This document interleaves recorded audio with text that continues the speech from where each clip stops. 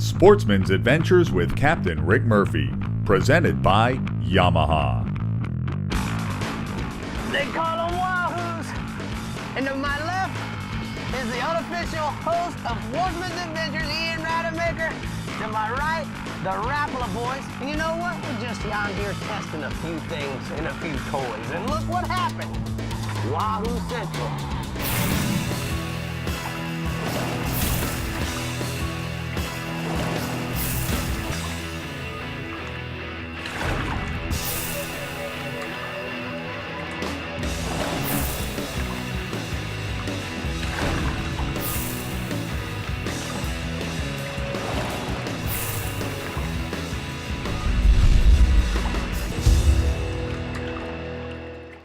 Welcome to Sportsman's Adventures from the beautiful Bahamas.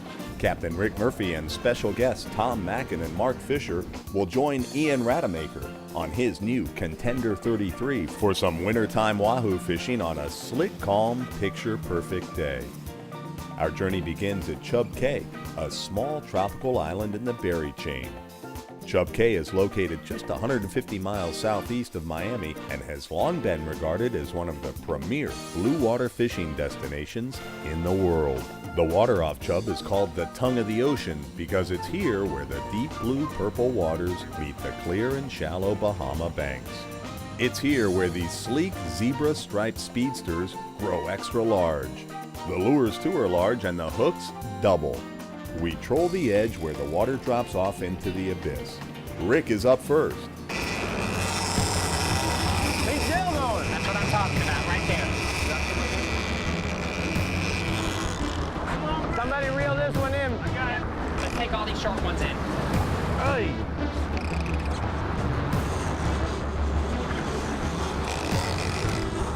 Man.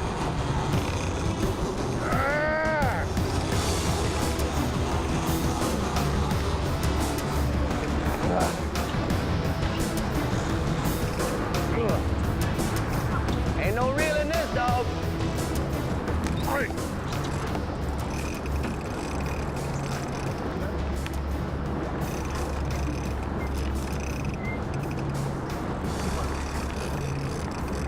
Wow. You see that line peel off? Can you imagine having 80-pound suffix line just peeling off the reel like that? That's a scary deal right there. Hand line in the Wahoo. We keep the boat in gear because here's what happens. Using these big giant hooks, heavy lures, all this terminal tackle. And what ends up happening, guys, is that it tears a monster hole in the fish's mouth because of the speed that you're trolling. So even though it's a pain in the butt and it's hard on the angler, keeping the boat in gear is how we keep the hook in them. And I'm gonna say it's not easy. There's the 300-foot mark. As you can tell here, Ian's got 3 different pieces of floss on there. That indicates 300 feet. A guy from, I guess, Miami or Fort Lauderdale, South Florida, a guy named Ronnie Chapman, the guy who kind of developed this technique. He was winning all the Wahoo tournaments. Everybody said, what in the sang heck is he doing? He was running around, trolling around at 15 knots, and everybody thought he was nuts. But you know what? He was nuts. He was nuts for Wahoo.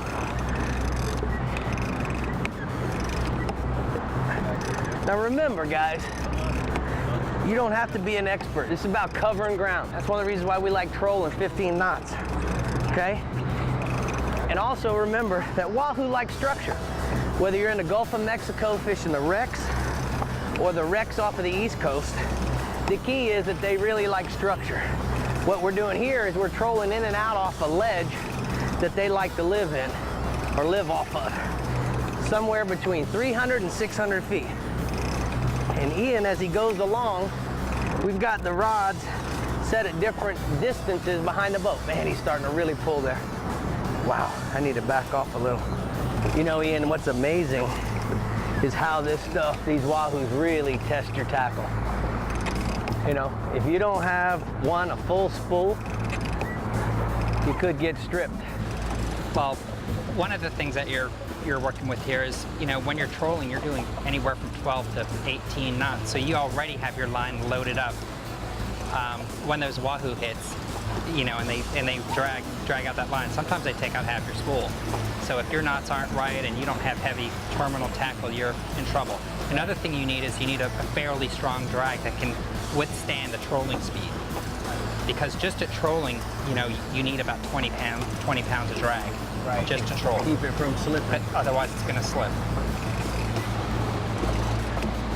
Ooh. Yeah, that's a nice fish. Grip. I'm gonna bring him right up to you, okay? There you go. Nice fish. You all right there? Get him in the Okay, boat. your Matt. leader's caught around the ladder.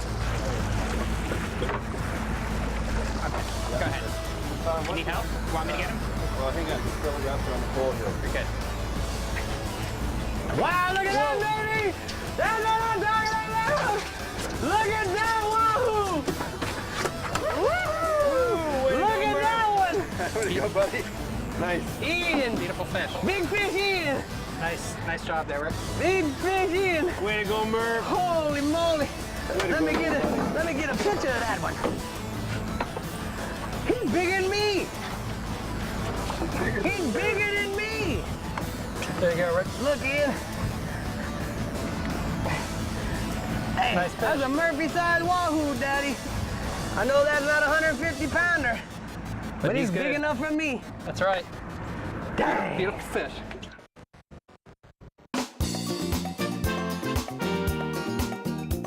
The really neat thing about traveling is finding that cool little place. We found the Berry Island Club while we were filming this show, Tom and I and Mark, while cleaning some wahoos that we caught doing this episode. But what was neat about it is we decided what a great place to have a party. So we invited all the locals as well as some of our friends, and we had this great party. We were able to provide them with the wahoos, and they brought the peas and the rice and the coleslaw. We were able to also have some great conch salad, which gives you a feel of the local flavor. So whenever you're out there, don't be afraid to see what's out there.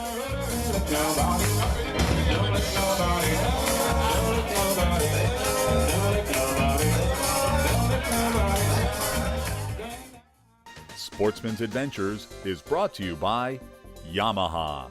Reliability starts here. Florida, the fishing capital of the world. Catch the latest at Rapala.com.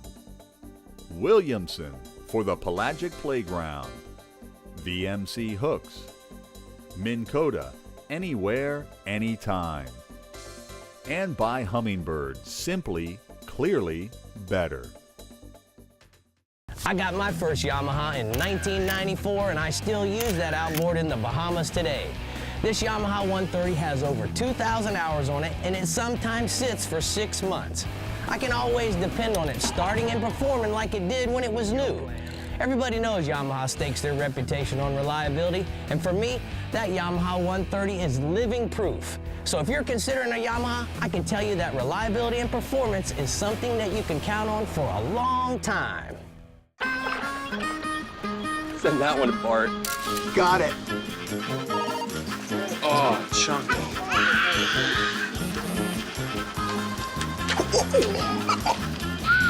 Oh my God. That's a nice fish. Wow. Awesome. Che gran pesce. Bone throttle.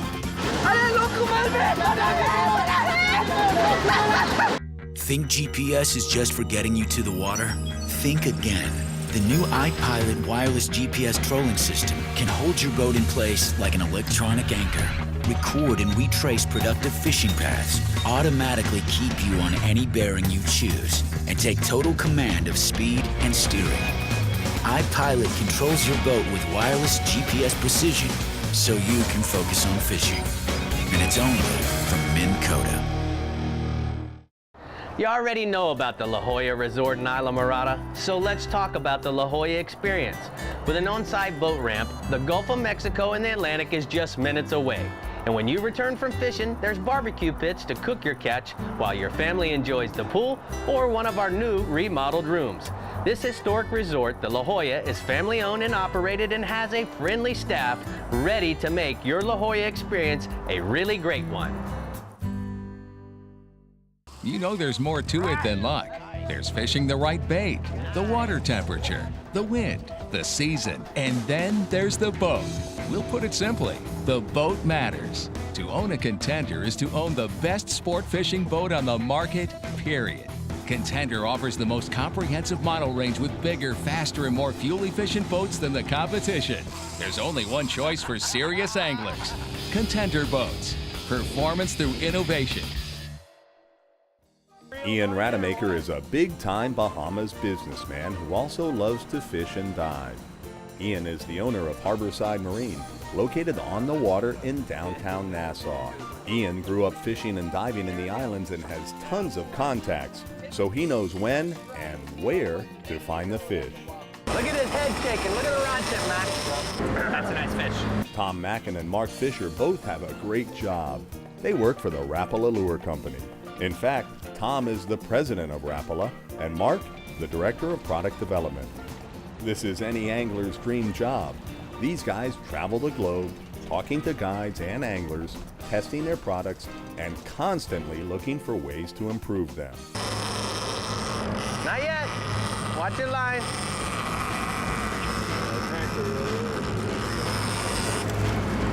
That's a nice fish. Southeast winds in the Bahamas. We're fishing the pocket. Really nice to have short pants on and be fighting a wahoo right now.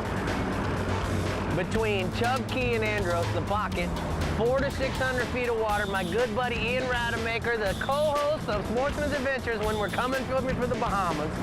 And I gotta say, we're catching wahoos, and the wahoo bite is always red hot in the months of December, January, and February. The cool part about this is we're trolling 15 knots, big lures and trolling lures with big weight. You're gaining on them. Here comes the floss. There you go, Mac. You got him coming in now. Yeah, point, Mac. He ain't no muskie. That's him. That's a big fish when they're dragging on the surface like that. He's got his mouth open, Mac. But what happens is when he opens up his mouth like this, the top part of his mouth planes him up to the surface. I think I'm gonna go ahead and clear this one. That's it. Need a helper? No. I'm gonna just hand you this in a second fish. He looks like a giant jet popper out there.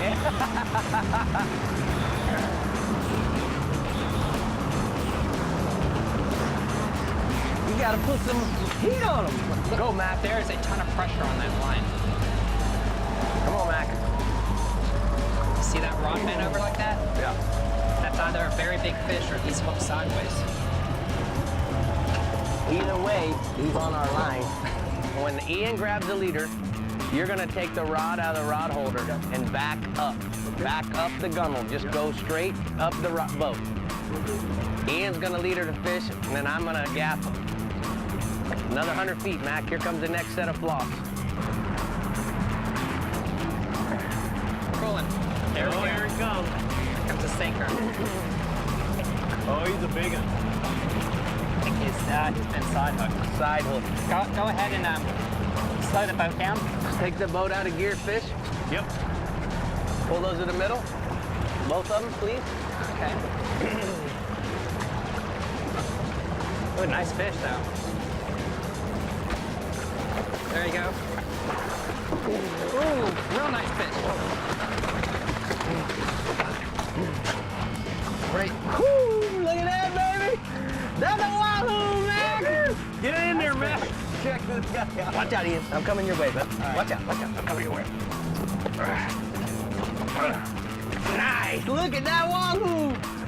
That's what I'm talking about. Go ahead and take the gap out of him. That is beautiful. Watch it. Wahoo in the boat. Wahoo in the boat. He's still. There we go.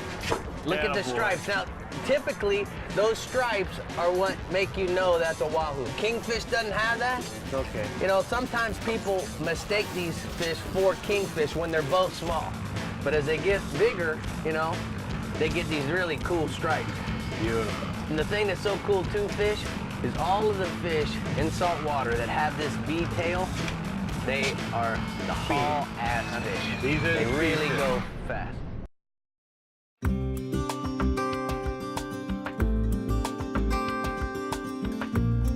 No matter what you're angling for, it's important to use proper catch and release fishing techniques. Catch and release fishing has 3 core components. The first technique includes using circle hooks, flatten the barbs on those hooks, as well as using tackle heavy enough to land your fish without fighting it to exhaustion.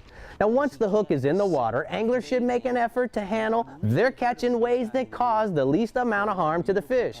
This includes avoiding any removal of fish slime. Using wet hands when holding the fish reduces the amount of slime removed.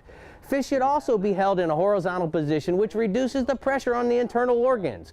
Tools such as a de-hooking device and knotless rubber-coated nets are essential to effective catch and release fishing. Now large fish such as tarpon and billfish should not be lifted out of the water unless you plan to keep the fish, and a gaff should never be used. If you notice that your fish seems to be too exhausted, you may need to revive it. You can do this by facing the fish into the current and moving it in a circular 8 pattern. This will flow water through its mouth and over the gills. And for more information on catch and release fishing, visit myfwc.com/fishing.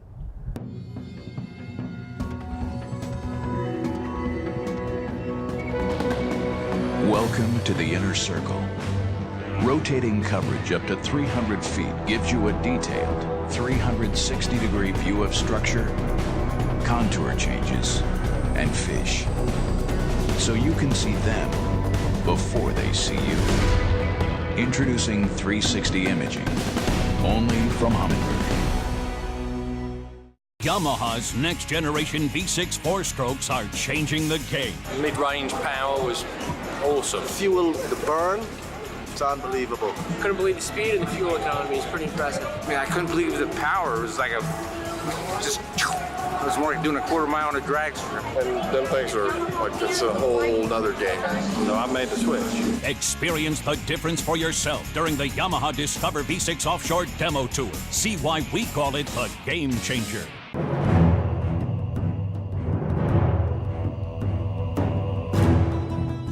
Continuing the revolution. Faster, drier, even better built. Designed around Yamaha's latest technology outboards. Still built by the same craftsmen and anglers who launched the Bay Boat Revolution. Whether chasing world records, or time on the water with the family, or anything in between, there's a new Pathfinder model for you. Pathfinder, #1 for a reason, still.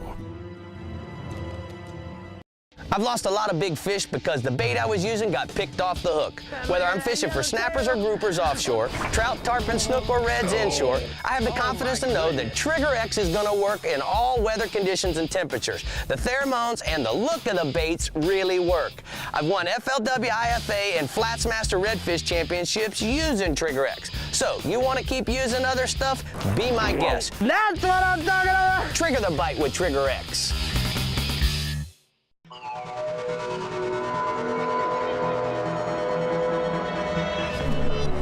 Hold it right there. The Minn Kota Talon locks you onto a fishing spot with unmatched speed and stealth. And when Mother Nature tries to knock you off your mark, hit back with the strongest hold on the water. Talon, stand your ground.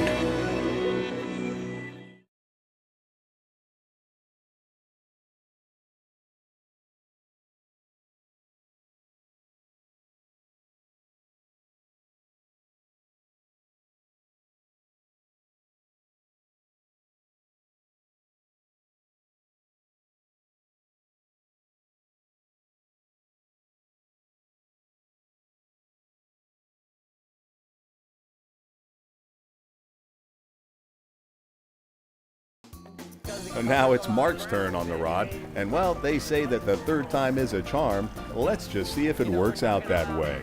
Oh! That thing is a big fish. You see him drop? Look at him. Look. Oh, that's a big bass. That is what a is big it? fish. Let's yank in these other lines. He hit it 500 feet. Boy, this one I got no gain on. Well, a little bit. That's all right. I'm getting the boat clear, fish.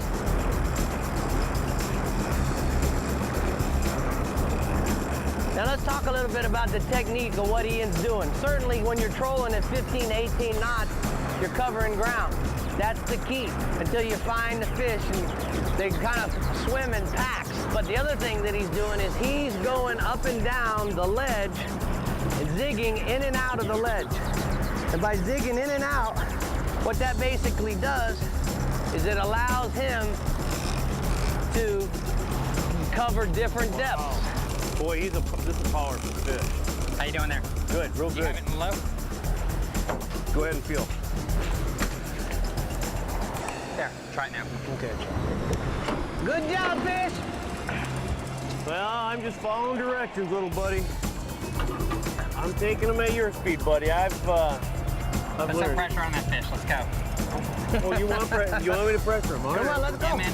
If you can game, let's go. I can get Because it. he'll turn around and come right at you, and then That's right. we'll lose. I can Come on, do as that. fast as you can. Go, baby. I can go. You want to go down to high gear? Oh, there you go. Huh? Are you good at low? I'm good right here. Huh? I'm good right here. Hey, Ian, let me ask you something.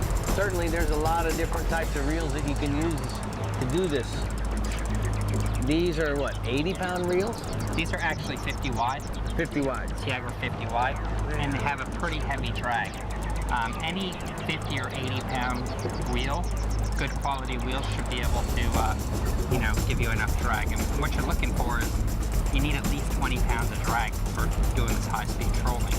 And you don't want your line to slip while you're trolling. So at strike, that's the minimum you need. You're already at 20. Yeah, you got to be at 20. That's unbelievable to have 20 pounds of drag. Now, you got 80-pound or 50-pound line? What pound line is this? I'm using 80-pound line. Easy fish?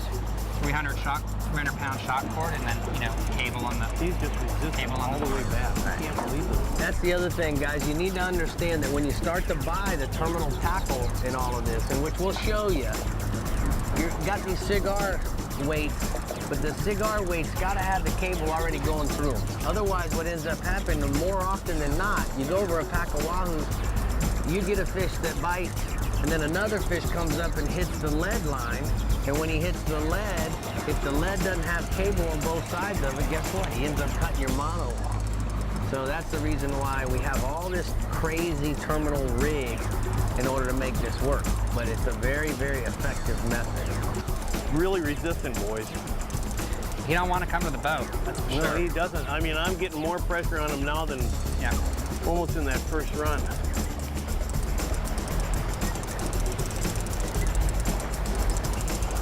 Put my gloves on. Boy, this fish is resisting all the way back. He's just taking little surges where he wants to go. It's fascinating. What? All right, there's the lead.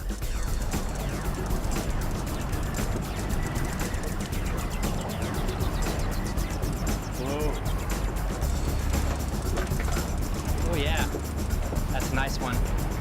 And get ready to back up. I'm gonna go to the black knob there, fish. Okay, this is, slow down, Rick. Pull the rod out. Rick, slow down. Pull the rod out, fish. Pull the rod out, fish. Rick, slow down.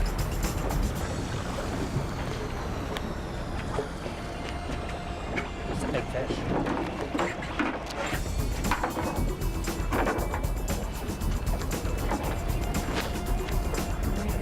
This is a big one, guys. A really big fish. Hit him. We need another gap. Woo! Woo! I need the other gap. Okay. Man, that's a big one there! There you go! I'll see your wahoo! That's what I'm talking about, guys. And that's what I'm talking I'll about. see your wahoo! And here you another one! Look at that one, fish! Lord, that's a nice That's a big wahoo! Whoa! Fish! You are gonna be outdone by your little buddy! When you told me this morning that when they break water, they got the big ones, I figured, well, wow! Boy, he took the hook. I can see him out there. Nice! That was a nice fish. Way to go. That was awesome. I'll tell you, this is by far the largest wahoo I've seen up at Andrews. Woo! All right, Rick, let's hold him. Okay. Somebody take the choppers and I'll get in there with you. See, this guy don't want to quit. What do you want me to do, buddy? I need someone to hold it back. I can just grab him? Yep. Grab his tail, fish. Wow! Now that's a wahoo! That is a beautiful fish. Looks like a damn torpedo. Wow! Whoa! Ian, Fish! thanks a ton, buddy. You know what? We go out with Murph. I don't know how many times you've done it, but I've done it a few times with Mac, and it's just a riot. You never know what you're getting into. But what a world-class fish. This is a beautiful fish anywhere. We gotta get a photo of that. Nice. Hey, Rapala, Suffolk, man. and Ian Rademacher is all you need, baby. It's all you need. There really is nothing better at the end of a great day of fishing than sharing your stories and your catch with the locals. The Bahamas Out Islands are famous for their hospitality, and here at Chub's Berry Island Club, there are plenty of friends old and new to share the end of another spectacular day. Conch fritters and ice-cold clicks for everyone. Fishing with friends in the beautiful Bahamas always makes for a great sportsman's adventure.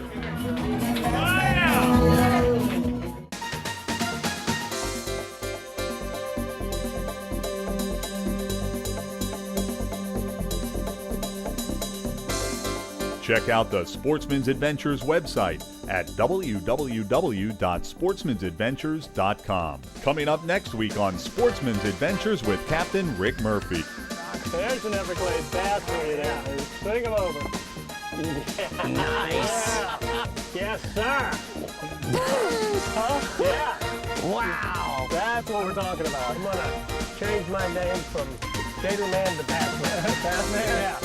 Sportsman's Adventures was brought to you by Contender Boats, performance through innovation. Costa Del Mar, see what's out there. Trigger X, trigger the bite. Ameritrail, custom trailer manufacturers. La Jolla Resort, a place for families and a place for fishermen.